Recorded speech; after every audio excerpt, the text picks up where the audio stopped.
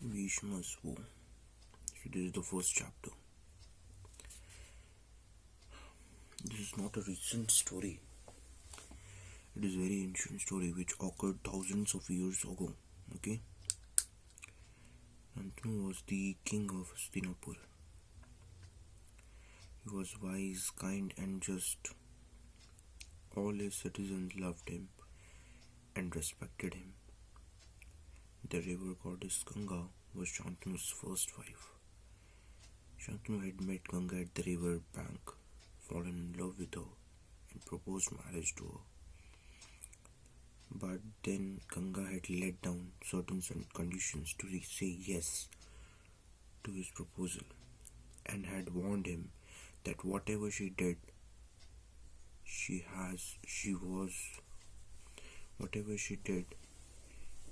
was not to counter-question her. So desperate was the king to marry her that without a moment's hesitation, he agreed to obey her conditions.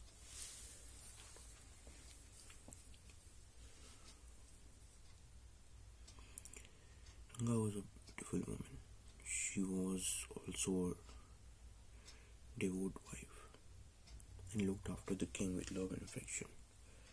They were so happy that Shantanu even forget that a year had already passed. He also forgot about his promise to Ganga. Meanwhile, Ganga gave birth to a baby boy. The king's happiness knew no bounds as he fondly looked at his hair. But his joy was short-lived. The same night, Ganga carried the baby and headed towards the river. Shantanu was perplexed, so he followed her.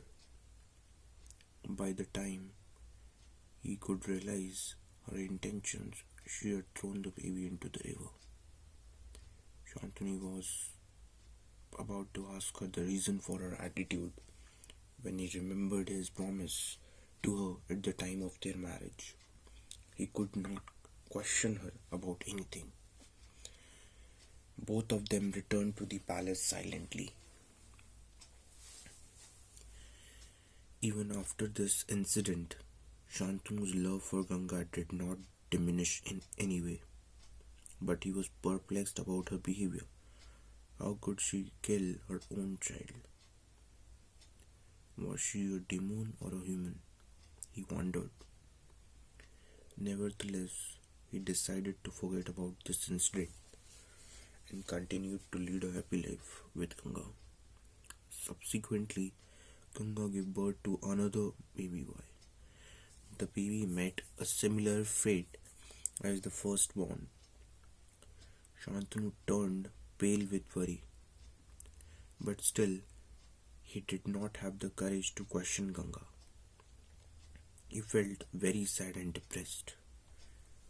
Ganga gave birth to 7 baby boys, 1 year after another. But all the babies were thrown into the river a few hours after their birth. And it was none other than their own mother who killed them. When Ganga gave birth to a baby boy for the 8th time, Shantanu could no longer bear the situation. By then, he had already been a dejected man. When Ganga was about to throw the newborn into the river, Shantanu stopped her and asked her, "Do you know what you are doing? Are you a demon or a devil? You You have killed 7 sons of ours. I can no longer bear it. I will save at least this child. He could not control his emotions. Ganga was angry with Shantanu because he dared question her actions. I will not live with you for another moment, she said. Shantanu loved Ganga very much. He was grief-stricken. He begged and pleaded with her not to desert him. Ganga told the king that she had to return to her abode as she had fulfilled her task upon the earth. She then explained to Shantanu about her task was. Long ago there were 8 demigods known as Ashtavasus. Once, out of sheer greed, they wanted to steal sage Vasishtha's cow.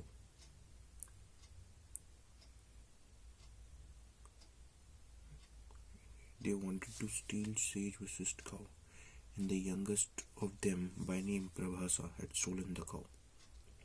Vasishtha was enraged at this and cursed them to be born as human beings on the earth. When the Vasus sought to be forgiven, the sage relented and laid down that 7 Vasus could live only for a few hours upon the earth, but Prabhasa was to lead his entire life upon the earth. These Vasus were the babies born to Ganga. The 7 Vasus were thrown into the river, and the Prabhasa was the only survivor. Ganga narrated the episode to Shantanu and disappeared after promising him that she would hand over Prabhasa to his care subsequently. 7 years later, Shantanu witnessed a young lad practicing archery by the riverside. A strong feeling attracted him towards the boy. At that moment, Ganga appeared before the king and told him, "Here is your son, Yuvrat. He is not an ordinary person. He will earn fame as a great man. Look after him well." She then returned to her abode. Shantanu was immensely happy, hugging the child. His heart swelled with love and affection. He took the boy and to the place and reared him well.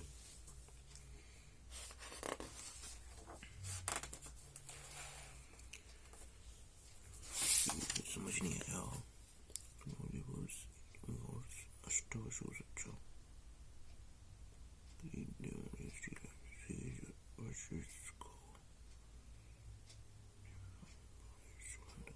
Okay. Demigods. All these were demigods, right? Devrat grew up to be a brave, courageous boy. Shantanu had appointed a master for him. Devrat thirsted for knowledge and excelled himself in all fields of education. As a true Kshatriya, he also perfected warfare and was hailed as the mightiest of all. Truthful and honest, he gained the respect of one and all. All the opportune time, Shantanu crowned Devrat as the heir prince. In the meanwhile, Shantanu had gone on a hunt and near the river saw an extremely beautiful girl. She was the daughter of Dasharaja. Okay, now it is very important to understand what is the chapter name. This is Most for Night. Okay, chapter 1 is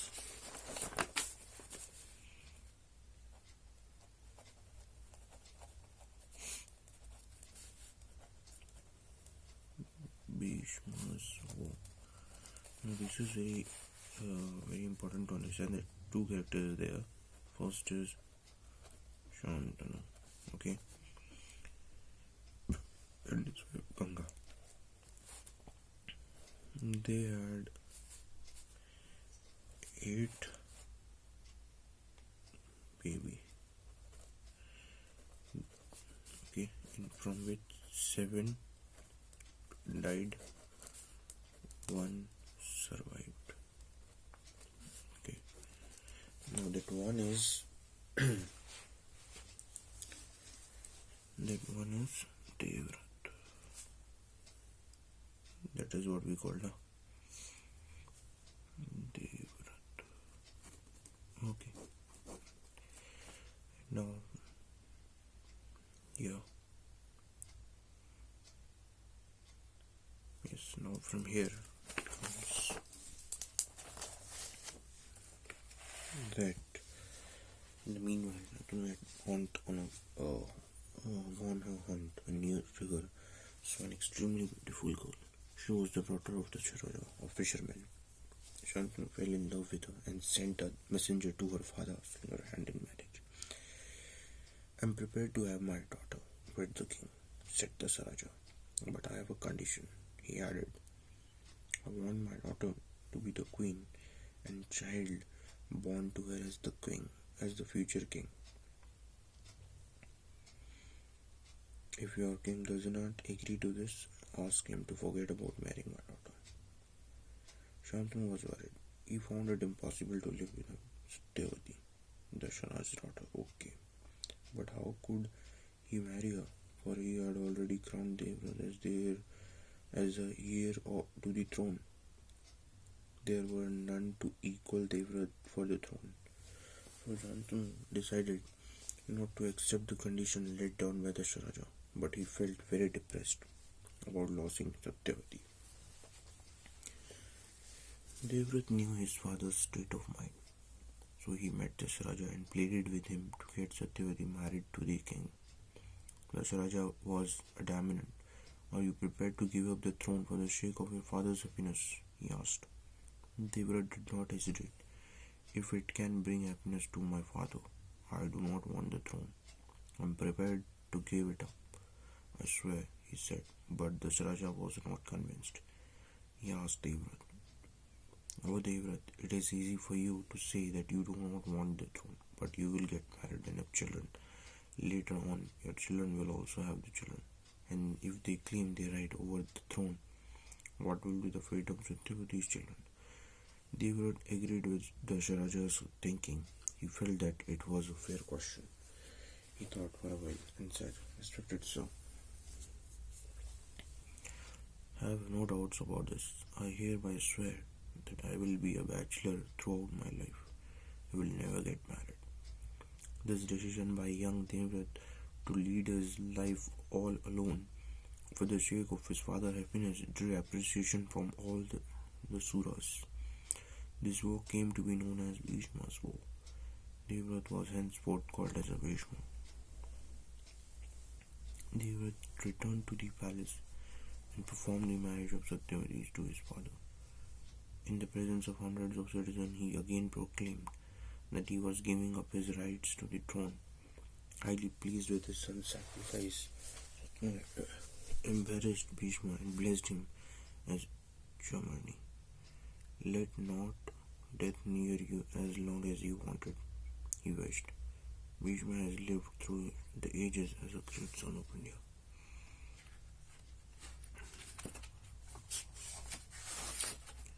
Now this is the first chapter, Bhisma's war.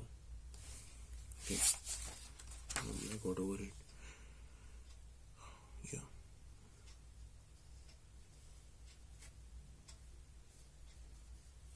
Yes, we can complete. Okay, now let's come Amba's revenge. That we have to understand it. Okay, this is Amba's revenge, the second chapter that we have started now.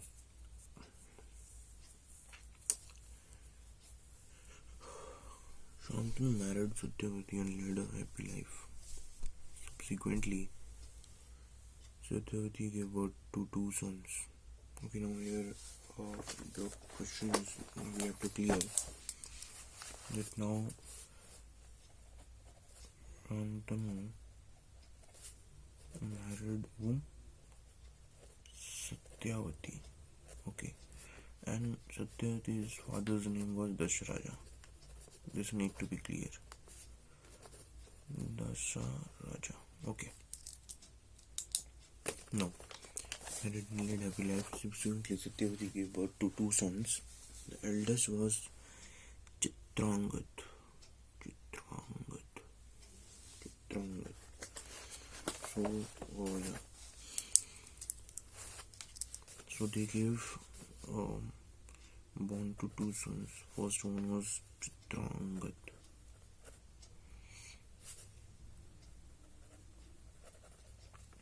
After the damage of Shantanu, Bhisma crowned Chitrangat as the king, but the king died shortly after. Bhisma coronated with Vichitravir. दूसरा बच्चा था कौन?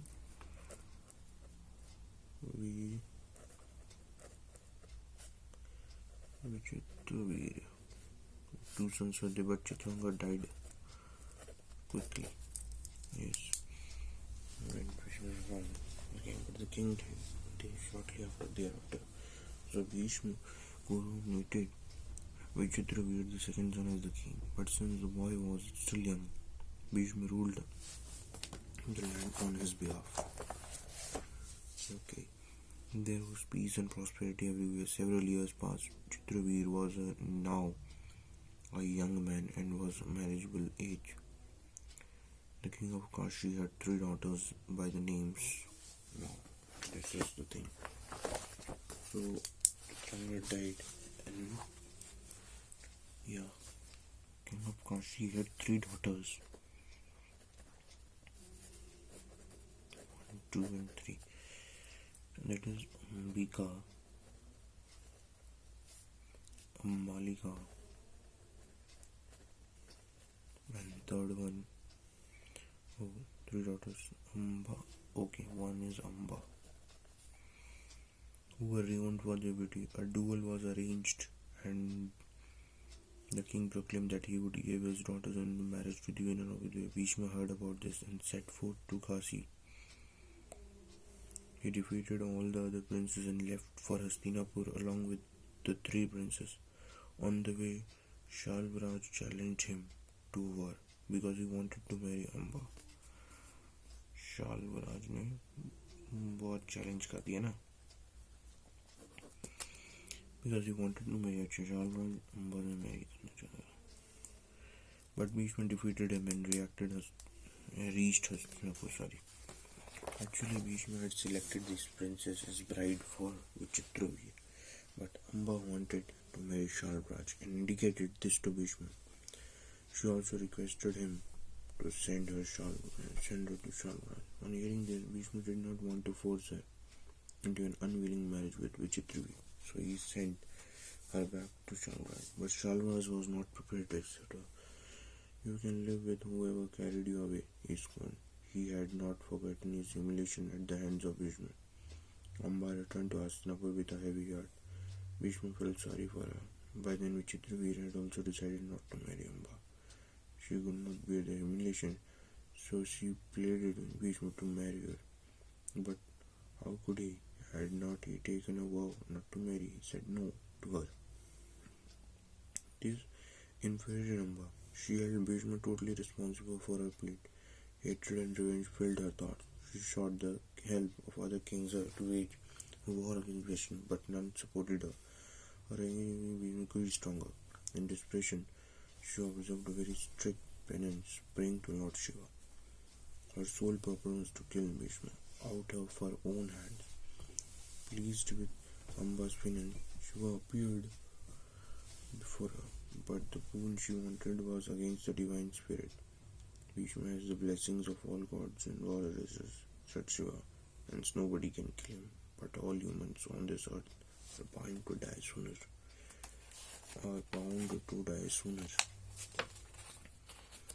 Or later. You can kill Bhishma, but not now. You can do so in your next birth upon this earth.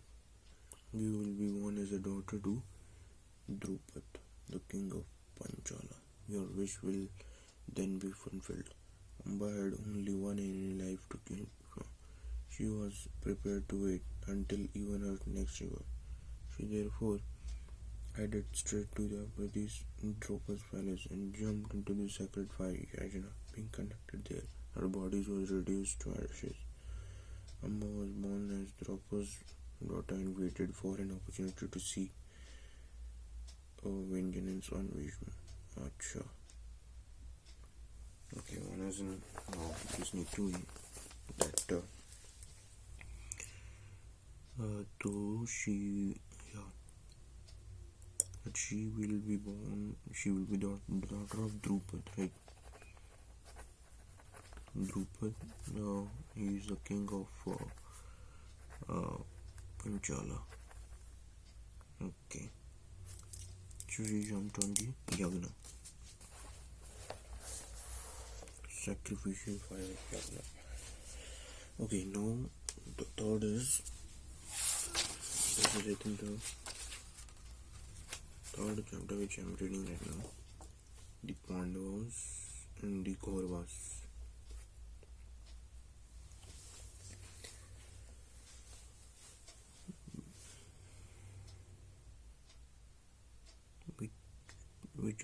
Okay, now let us stop here. We will read the other chapter the next day. Okay.